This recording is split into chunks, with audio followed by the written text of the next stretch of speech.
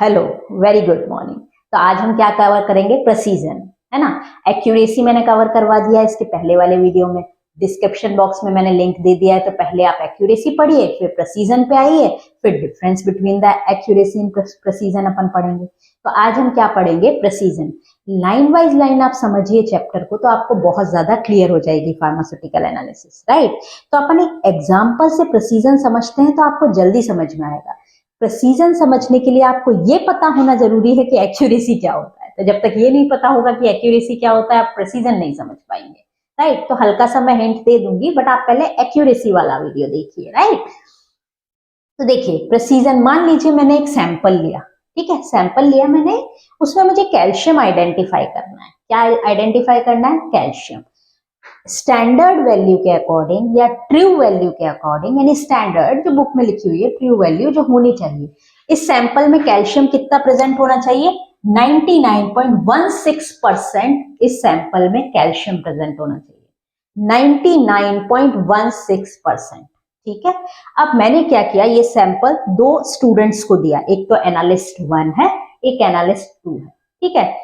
उनसे बोला कि इस सैंपल में आप कैल्शियम आइडेंटिफाई करके लाइए कि आपका कितना आता है। तो दोनों स्टूडेंट ने 3 बार एक्सपेरिमेंट परफॉर्म किया, ठीक है ना।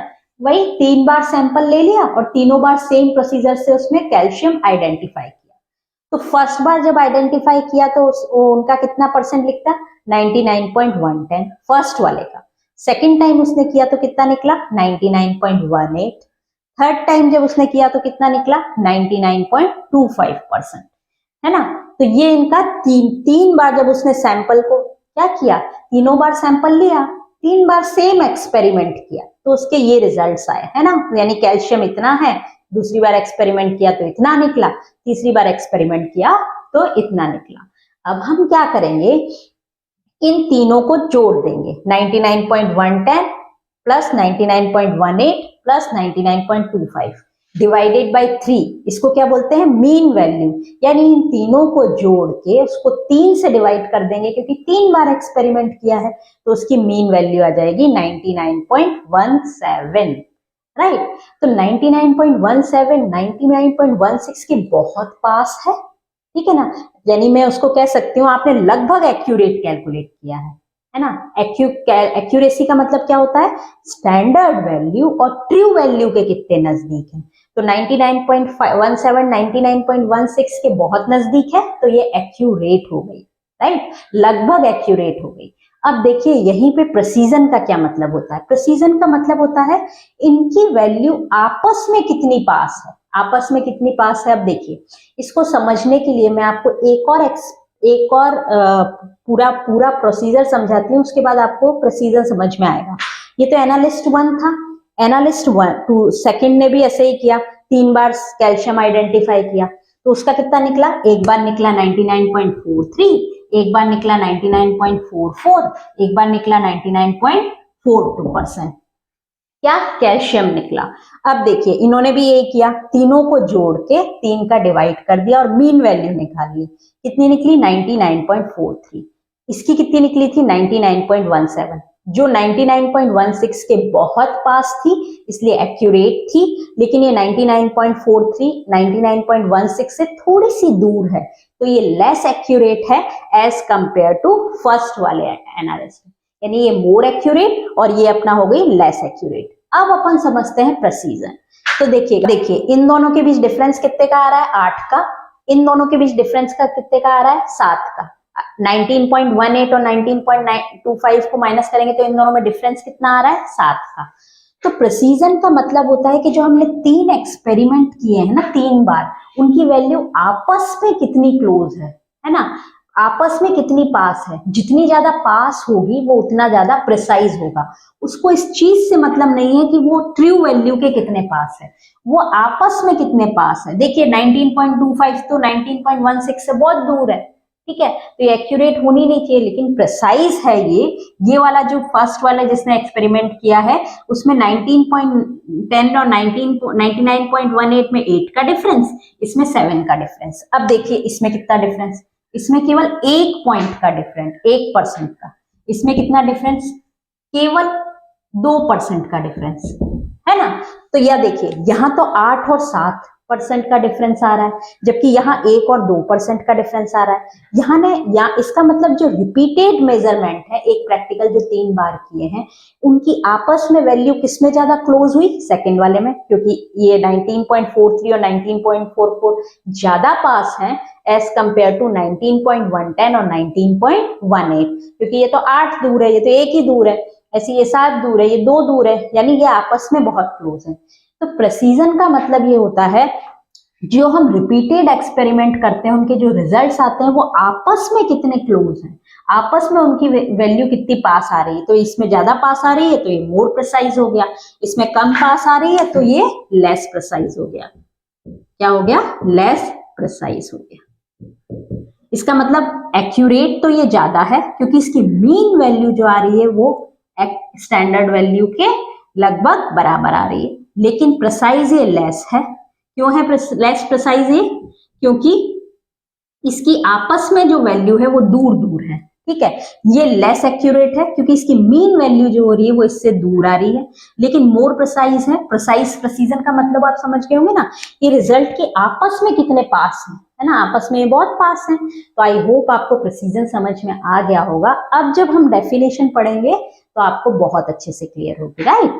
यानी जो एक्सपेरिमेंट मैंने अभी आपको बताया कि 19.16 ट्रू वैल्यू थी और ये क्या था, इसकी एवरेज वैल्यू फर्स्ट वाले की 99.17 आई थी, सेकंड वाले की 99.43 आई थी। तो ज्यादा एक्यूरेट, ज्यादा इस ट्रू वैल्यू या फिर स्टैंडर्ड वैल्यू के पास कौन था? फर्स्ट वाला तो ज्यादा एक्यूरेट था, ठीक है, जबकि सेकंड वाला कम एक्यूरेट था क्योंकि इसकी जब एवरेज वैल्यू निकाली तो इससे दूर आ रही थी। लेकिन प्रिसाइज कौन सा था? आपस में किसकी पास थी वैल्यूज? सेकंड वाले की, तो मोर प्रिसाइज। यानी कि प्रेसिजन इस बात पे डिपेंड नहीं करता कि एक्यूरेसी कितनी है, ठीक है ना, यानी ये एक्यूरेसी से इंडिपेंडेंट होता है। क्यों इंडिपेंडेंट होता है? तो देखिए फर्स्ट वाला तो ज्यादा एक्यूरेट है, लेकिन प्रेसिजन किसका ज्यादा है? सेकंड वाले का ज्यादा है, क्योंकि जब मैंने सेम एक्सपेरिमेंट 3 बार परफॉर्म किया तो उनके रिजल्ट आपस में क्लोज हैं, ठीक है। तो यही यहाँ पे लिखा हुआ है, ये डेफिनेशन हो गई। Closeness between the series of measurement, ये 3 मेजरमेंट किए, ऑब्टेन फ्रॉम मल्टीपल एक्सपेरिमेंट, एक से ज्यादा बार एक्सपेरिमेंट किए, of the same homogeneous sample, same sample लिया था हमने under prescribed condition, same lab ली थी, सेम सैंपल लिया था, ठीक है, और उसमें अपन ने एक्सपेरिमेंट परफॉर्म किया। तो ठीक है, उनमें कितनी क्लोजनेस है आपको ये पता करना है कि मल्टीपल टाइम जब मैं एक्सपेरिमेंट करती हूँ तो उनके रिजल्ट में कितनी क्लोजनेस है। तो ये इसकी डेफिनेशन हो गई। जब आप पढ़ेंगे तो आपको इजीली समझ में आ जाएगा। Homogeneous sample under prescribed condition का मतलब ये होता है, होमोजीनस सैंपल यानी हम हर बार होमोजीनस यानी सेम सैंपल, होमो मतलब सेम सैंपल लिया है हर बार, ठीक है ना। इन्हें प्रिस्क्राइब्ड कंडीशन का मतलब यह हुआ, यानी लैब की कंडीशन क्या मतलब प्रिस्क्राइब्ड कंडीशन यानी जो जो कंडीशंस है रिपीट किया ना प्रोसीजर, तो सेम अपन ने कंटेंट लिया, सेम उसमें केमिकल डाले, यानी सेम प्रिस्क्राइब्ड कंडीशन यानी सेम केमिकल्स डाले, सब कुछ सेम किया, राइट। तो फिर उसके रिजल्ट में आपस में क्या डिफरेंस है उसको बोल दिया precision.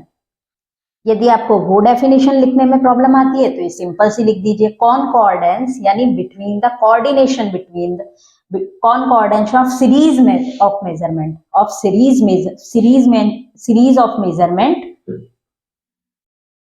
Of measurement of the same quality यानी सेम टाइप का मेजरमेंट बार बार करने के बीच उनमें क्या कॉर्डेंस है, यानी किस तरीके से कोऑर्डिनेट होके पास पास वैल्यूज आ रही हैं कि नहीं, ठीक है। दूसरी चीज एक आपने वर्ड सुना होगा, प्रेसिजन इज रिपीटेबिलिटी और रिप्रोड्यूसिबिलिटी ऑफ मेजरमेंट। इसका मतलब आप समझिए, ये इंपॉर्टेंट है, रिपीटेबिलिटी और रिप्रोड्यूसिबिलिटी वर्ड। रिपीटेबिलिटी यानी सेम मेजरमेंट हम रिपीट कर रहे हैं, but same measurement successive time पे रिपीट कर रहे हैं, यानी सक्सेसिव टाइम पे मतलब एक ही टाइम पे रिपीट कर रहे हैं, थोड़े थोड़े गैप पे, बिल्कुल जैसे अपन टाइट्रेशन करते हैं, एक टाइट्रेशन खत्म करके दूसरी की फिर तीसरी की, तो ये तो हो गया रिपीटेबिलिटी। जबकि रिप्रोड्यूसिबिलिटी का मतलब होता है कि जब हम आज एक एक्सपेरिमेंट कर रहे हैं फिर उसको दूसरे डे किसी अदर, कल अपन ने एक्सपेरिमेंट करके देखा उसको, है ना, तो लैब की कंडीशन थोड़ी सी चेंज हो जाएंगी, ऑपरेटर भी चेंज हो सकता है। तो ठीक है, वो तो हो गया रिप्रोड्यूसिबिलिटी। रिपीटेबिलिटी यानी सेम टाइम अपन उसी टाइम उसी इंस्ट्रूमेंट से उसी केमिकल से सेम टाइम रिपीट करके देख रहे हैं। रिप्रोड्यूसिबिलिटी यानी दूसरे सक्सेसिव डे पे, है ना, सेम लैब में अपन करके देख रहे हैं। तो लैब की कंडीशन तो चेंज हो जाएगी ना, मॉइस्चर चेंज हो जाएगा, ह्यूमिडिटी चेंज हो जाएगी, बहुत सी चीजें चेंज हो जाएगी, ऑपरेटर भी चेंज हो सकता है, यानी जो एक्सपेरिमेंट कर रहा है वो भी रिप्रोड्यूसिबिलिटी में चेंज होता है, राइट। तो आई होप आपको लिखना कहीं नहीं है, बट आप इतना सा याद रख लीजिए, रिपीटेबिलिटी और रिप्रोड्यूसिबिलिटी का मतलब होता है बार बार एक्सपेरिमेंट करना। और ये दो, इसमें सेम टाइम पे सेम डे पे सक्सेसिव टाइम पे कर देना। रिप्रोड्यूसिबिलिटी का मतलब होता है दूसरे दिन करना है, सेम अदर डे करना कोई, है ना, जब लैब की कंडीशंस थोड़ी सी चेंज हो गई या डिफरेंट ऑपरेटर भी यूज किया जाता है इसमें। तो ये तो हो गया प्रिसीजन इज रिपीटेबिलिटी और रिप्रोड्यूसिबिलिटी ऑफ मेजरमेंट। अब मैं आपको एक चीज बता रही हूँ, प्रिसीजन मेजर्स क्या होते हैं, यानी प्रिसीजन निकालते समय में क्या क्या चीज का मेजरमेंट करते हैं अपन, है ना, जो प्रिसीजन को आइडेंटिफाई करने के लिए क्या क्या चीज मेजर करते हैं अपन। आपको इनकी डिटेल कहीं नहीं पढ़नी है, सिर्फ 2-4 नाम लिख दीजिएगा, पर यदि आपको इनकी डिटेल पढ़नी है तो आप कमेंट बॉक्स में जरूर लिखिएगा। नाम क्या लिखेंगे? Mean median standard deviation coefficient of variance. Mean median standard deviation coefficient of variance, केवल इन 4 का नाम लिख देंगे। तो आप क्या लिखेंगे? सबसे पहले डेफिनेशन लिखेंगे, है ना। डेफिनेशन मतलब आपस में कितने क्लोज है वो, मैंने 2 डेफिनेशन आपको बता दिए हैं। दूसरी चीज आप क्या लिखेंगे कि ये एक्यूरेसी पे डिपेंडेंट नहीं होती है। तीसरी चीज आप क्या लिखेंगे? प्रिसीजन इज रिपीटेबिलिटी और रिप्रोड्यूसिबिलिटी ऑफ मेजरमेंट। चौथी चीज आप क्या लिखेंगे? प्रिसीजन में क्या क्या चीज मेजर्स की जाती हैं, क्या मेजर किया जाता है प्रिसीजन के लिए, तो mean, median, standard deviation, coefficient of variance. यदि इनकी डिटेल आपको पढ़नी है, कहीं आपके कोई एग्जाम में आता है, तो आप जरूर से कमेंट बॉक्स में लिखिए। तो आई होप आपको प्रिसीजन समझ में आ गया होगा। पहले एक्यूरेसी पढ़ेंगे डिस्क्रिप्शन बॉक्स में जो लिंक दिया है उससे। अब थर्ड क्वेश्चन अपन करेंगे कि डिफरेंस क्या होता है एक्यूरेसी और प्रिसीजन में, क्या क्या डिफरेंस हो सकते हैं, वो मैं आपको बताऊंगी थर्ड वीडियो में, right. Thank you so much for watching this video.